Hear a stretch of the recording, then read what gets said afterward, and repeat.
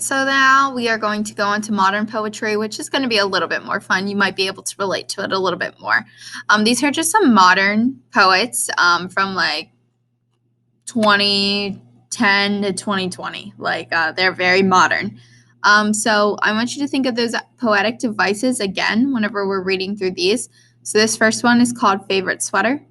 This one is a metaphor poem. So she's comparing basically herself to a favorite sweater.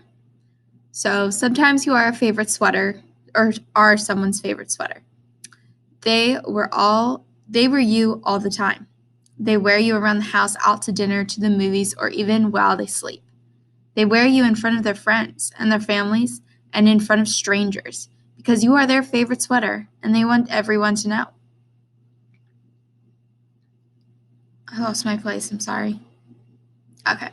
As it happens, whether on purpose or by accident, one day they hang you back in the back of their closet. Before long, other sweaters are placed before you, and you watch them as they come and go, wondering if you'll ever be worn again. Soon you become not as accessible. The other sweaters are easily seen and touched and worn. You suddenly become far away. Far away means they forget the color in your eyes and the way you smell and your voice in the morning. So you hang collecting dust and watching other sweaters keep the body you love warm. Maybe one day you'll be pulled from the closet and they'll remember how they never felt as warm from all the other sweaters as they did with you. They'll remember how you promised not to scratch their skin or be stained with lies, and you kept those promises. But as it happens, maybe you were just a sweater, and you were only ever meant to be worn until they no longer needed you. So here she's not really just talking about a sweater. She's basically talking about a past relationship that she's had or where she just felt used, and then eventually there was no need for her anymore, and she was just an old sweater in the back of the closet. So go ahead, if you like that one, you choose this one to do your Big Six chart with and your paragraph. But then we have this one as well, The Trees That Decided Not to Die. So think about the title on this one. It doesn't really relate right away to, you have to do some thinking to relate it to the actual poem. As I put down my pen, I know someone somewhere is picking up theirs.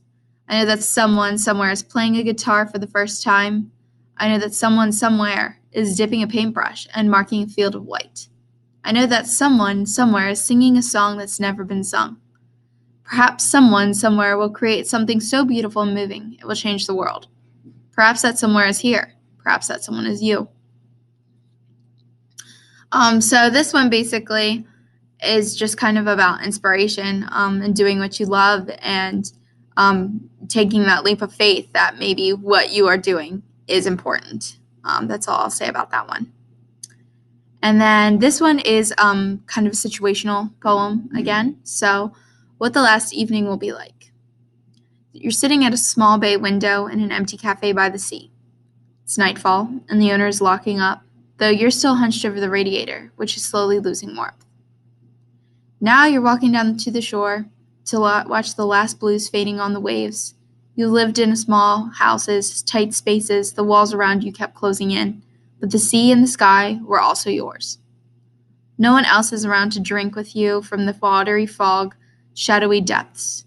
You're alone with the whirling cosmos. Goodbye, love, far away. In a warm place, night is endless here, silence infinite.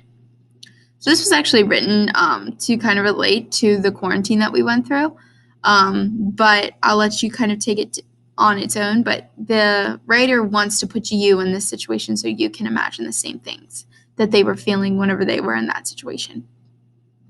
So again, you're going to just go ahead and pick your free verse poem, do the chart, and then write your paragraph analysis there.